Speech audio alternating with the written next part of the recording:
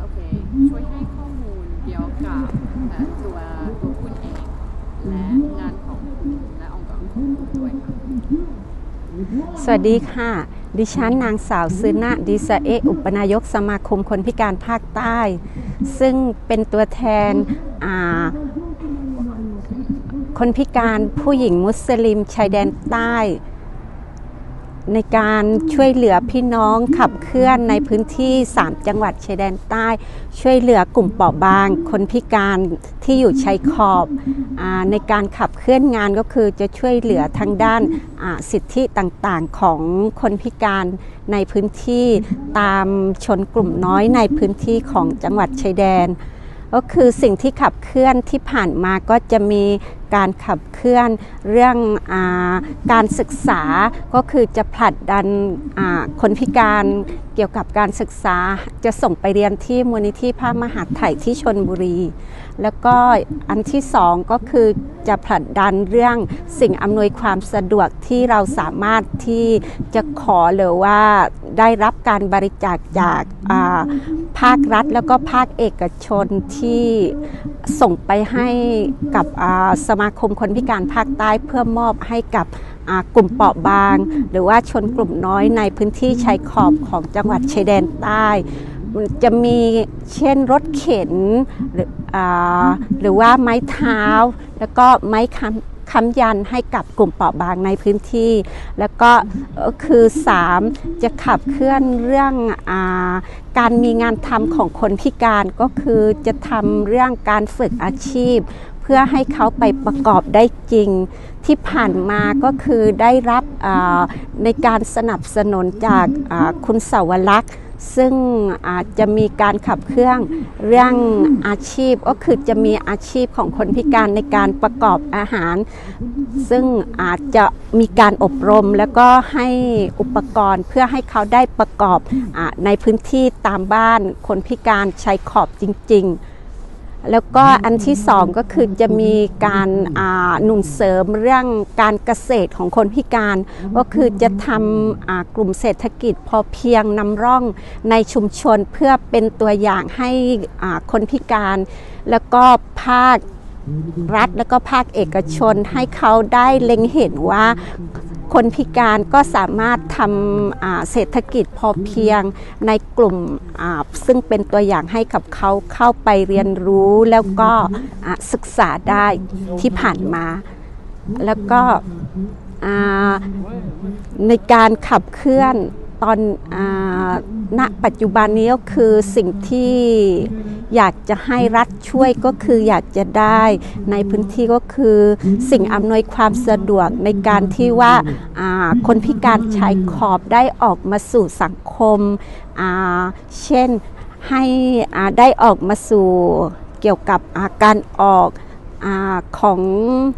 ในการปฏิบัติศาสนกิจของในแต่ละศาสนาทั้งไทยพุทธแล้วก็ไทยมุสลิมแล้วก็ในการเข้ามามีส่วนร่วมกับภาครัฐในพื้นที่แล้วก็แหล่งท่องเที่ยวก็คืออยากจะได้สิ่งอำนวยความสะดวกให้กลุ่มชายขอบได้ออกมาสู่สังคมให้มากที่สุดเท่าที่จะผลักดันได้ค่ะสองค่ะอะไรที่คุณหวังที่จะทำให้ประสบความสำเร็จในการเข้าร่วมการประชุม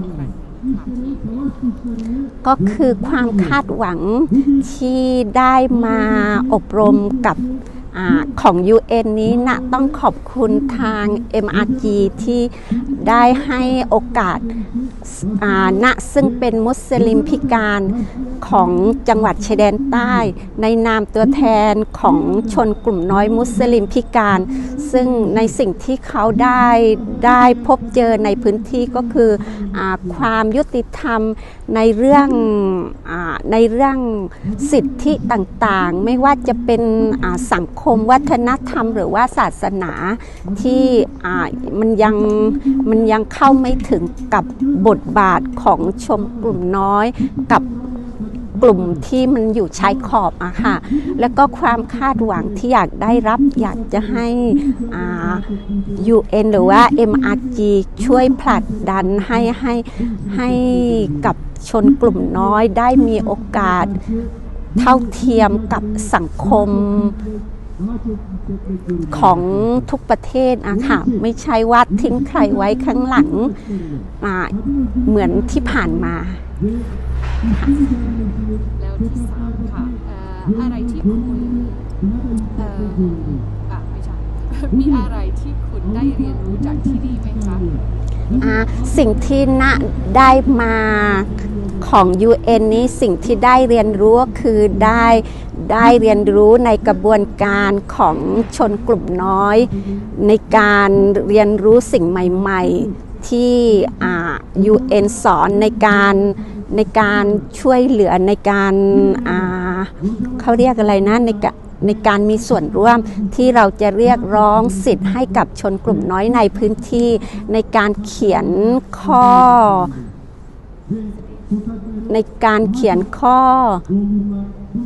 เขาเรียกอะไรนะข้อร้องเรียนเพื่อที่ว่าเราจะให้ UN ช่วยผลักดันในสิ่งที่เราอยากจะให้ช่วยเหลือพื้นที่ของเราอะค่ะ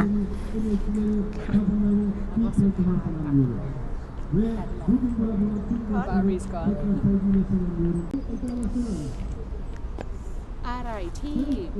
คนอื่นในโลกนี้หรือในบริเวณใช่ไหมคะสามารถรถช่วยส่งเสริมสิทธิของเขาในชุมชนของคุณได้ก็คือเรื่องผู้หญิงมุสลิมชายขอบที่ถูกล่วงละเมิดทางเพศนะคะเพราะว่าอยากให้ชาว UN ได้รับรู้ว่ายังมีผู้หญิงมุสลิมที่ถูกล่วงละเมิดทางเพศที่ไม่ได้รับความยุติธรรมให้สังคมได้รับรู้ว่ายังมีกลุ่มเหล่านี้อยู่เพราะว่ามันจะมีการทับซ้อนเกี่ยวกับศาสนาเกี่ยวกับชุมชนในพื้นที่ในการอยู่ร่วมกันนะคะค่ะจุดนี้อยากจะให้ชาวโลกได้รับรู้ว่ามันมีปัญหาเหล่านี้อยู่ในชุมชนของชายขอบกับผู้หญิงมุสลิมชายแดนใต้อยู่อะค่ะขอบคุณค่ะ